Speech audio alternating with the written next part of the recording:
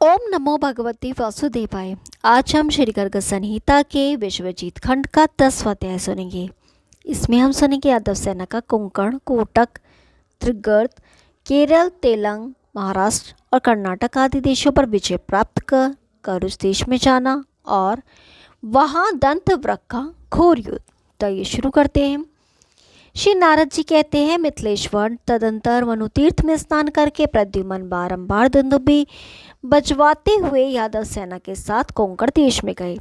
कोंकण देश का राजा मेधावी गदा युद्ध में अत्यंत कुशल था।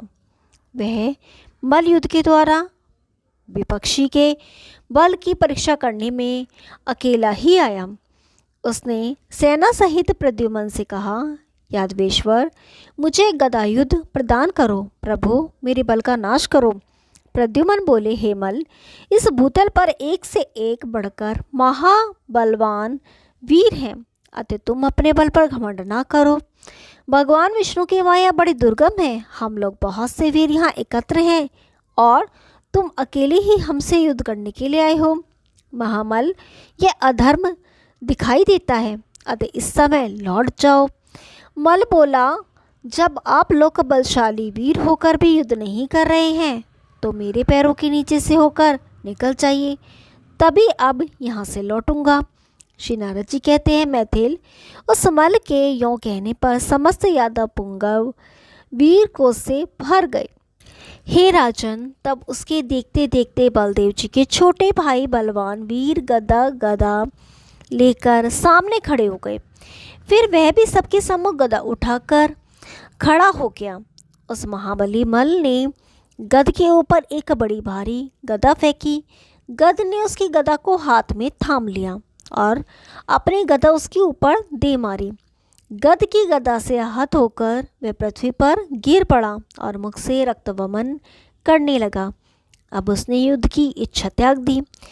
तदंतर कोंकणवासी मेधावी ने श्री हरि के पुत्र प्रद्युम्न को प्रणाम करके कहा, मैंने आप लोगों की परीक्षा के लिए कार्य किया था। आप तो साक्षात भगवान ही हैं। कहाँ आप और कहाँ मुझ जैसा प्राकृत मनुष्य। मेरा अपराध क्षमा कीजिए, मैं आपकी शरण में आया हूँ। श्री नारद जी कहते हैं, राजन यों कहकर भेंट देकर श्री हरि के पुत्र को नमस्कार करके कोंकण देश का राजा क्षत्रिय शिरोमणि मेधावी अपनी पुरी को चला गया। कुटक देश का स्वामी मौली शिकार खेलने के लिए नगर से बाहर निकला था। उसे जामवंती कुमार महाबाहु सामने जा पकड़ा। उससे भेंट लेकर प्रद्युम्न दंडकारण्य को गए। वहां मुनियों के आश्रम देखते हुए सेना सहित श्री कृष्ण कुमार क्रमशः निर्विंध्या, प्योष्णी तथा तापी नदी में स्नान करके महाक्षेत्र शुपारक में गए। वहाँ से आर्या द्वैपायनी देवी का दर्शन करके ऋष्यमुख की शोभा देखते हुए प्रयवसन गिरी पर गए, जहाँ साक्षात भगवान पर्जन्य इंद्र नित्य वर्षा करते हैं। वहाँ से कोंकण नामक शिव क्षेत्र का दर्शन करते हुए महाबली श्री कृष्ण कुमार अपने सैनिकों के साथ त्रिगर्त और केरल देशों पर विजय पाने के लिए गए। केरल के राजा अम्बष्ट ने मेरे मुख से महात्मा प्रद्युम्न के शुभागमन की बात सुनकर शीघ्र ही उन्हें भेंट अर्पित कर दी।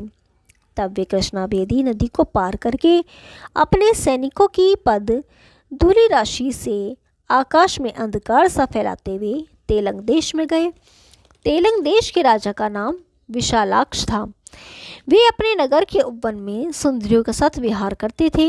मधुर ध्वनियों से व्याप्त मृदंग आदि बाजे बज रहे थे तथा अप्सराएं उत्कृष्ट रागों द्वारा देवेंद्र के समान उस राजा के सुयश का गान कर रही थी।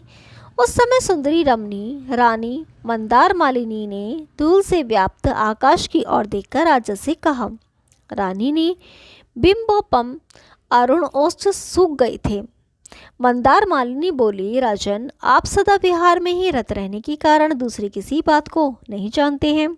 दिन रात अत्यंत कामावेश के कारण चंचल बने रहते हैं और मैं भी आपके मुख पर छिटकी हुई अलकों की सुगंध पर लुभाई भ्रमरी होकर कभी यह न जान सकी कि दुख क्या होता है।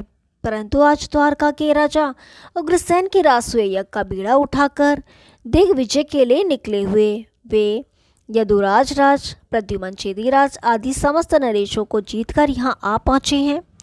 दुंदुभियों की धुनकार ध्वनि सुनिए, उसके साथ हाथियों की चित्कार और फुदकार की ध्वनि भी मिली हुई है। शत्रुओं के कौदंड की टंकार, प्रलयकार के गर्जन तर्जन का कोलाहल प्रस्तुत कर रही है। शंबर शत्रु प्रद्युमन के पास तुरंत भेंट दीजिए। इन भागती हुई भूप सुंदरियों की ओर देखिए, इनके बंधे हुए केशपाशों से फूल झड़ गए हैं।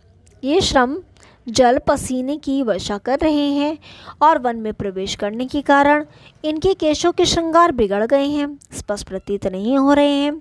पत्नी की बात सुनकर राजा विशालाक्ष अत्यंत प्रसन्न हो भेंट सामग्री लेकर प्रद्युमन के सामने आए।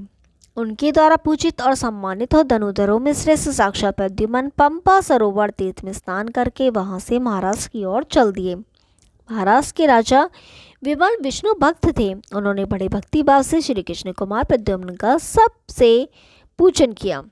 इसी प्रकार कर्नाटक के राजा सहस्त्रजीत स्वयं ही बहुत सी भेंट सामग्री लेकर आए और महात्मा प्रद्युमन को अर्पित करके उन्होंने कल्याण के लिए उन परम प्रभु जगदीश्वर शंबरकारी का पूजन किया।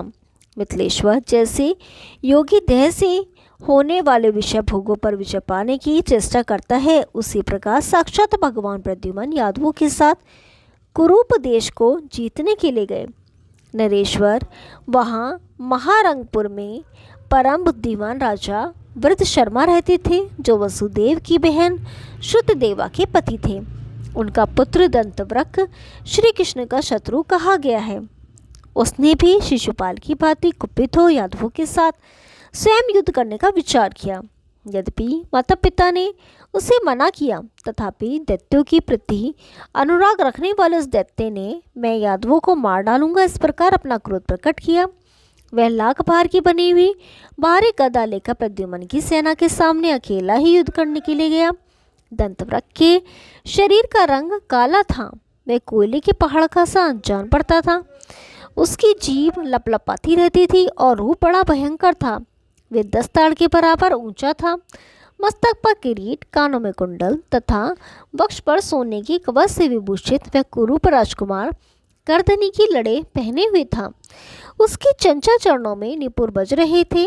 वह अपने वेग से पृथ्वी को कपाता और अपनी गदा के प्रहार से पर्वतों तथा वृक्षों को उसी प्रकार गिरा रहा था जैसे यमराज दुर्जनों को। संग्राम में दंतवृक को उपस्थित देख समस्त यादव भय से थर्रा उठे। उसके आते ही महान कोलाहल मच गया। प्रद्युमन ने उसके ऊपर बारंबार धनुष की टंकार करती हुई 18 अक्षौहिणी विशाल सेना भेजी।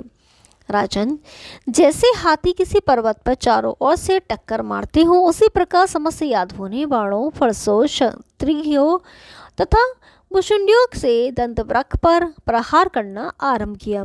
राजेंद्र, दंतवृक ने अपनी गदा से रणभूमि में बहुत से उत्कट गजराजों के कुंभ स्थल विदृढ़ करके उन्हें मार गिराया। किन्हीं हाथियों को जो कंकणी जाल से निनादित, सांकलों से सुशोभित, हौदों से अलंकृत और चंचल घंटों से रणत्कार से युक्त थे, उसने पांव पकड़कर उठा लिया और जैसे हवा रुई को उड़ा ले जाती है उसी प्रकार आकाश में 100 योजन दूर फेंक दिया। वह दैत्यराज किन्हीं किन्हीं हाथियों की सूंड पकड़कर आकाश में घुमाता और उन चिंगाड़ते हुए गजराजों को रोषपूर्वक विभिन्न दिशाओं में फेंक देता था। किन्हीं हाथियों की पीठ की हड्डियों पर, किन्हीं की कांखों में, उभय पार्श्वों में पैरों से आक्रमण करके वह दैत्य कालंग रुद्र की भांति शोभा पाता था। वह वीर सारथी, घोड़े, ध्वजा और महारथियों सहित रथों को आकाश में उसी तरह उछाल देता था जैसे आंधी कमलों को उड़ा ले जाती है। उसने घोड़ों और पैदल सैनिकों को भी बलपूर्वक उठाकर आकाश में फेंक दिया। बहुत से महाबली राजकुमार ऊपर या नीचे मुंह की शस्त्रों तथा रत्न में केयूरों सहित आकाश से गिरते हुए तारों के समान प्रतीत होते थे और मुंह से रक्त वमन कर रहे थे।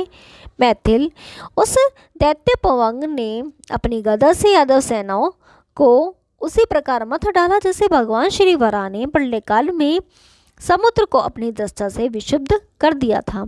ओम नमो भगवती वासुदेवाय। कल 11वां अध्याय सुनेंगे, तब तक के लिए नमस्कार।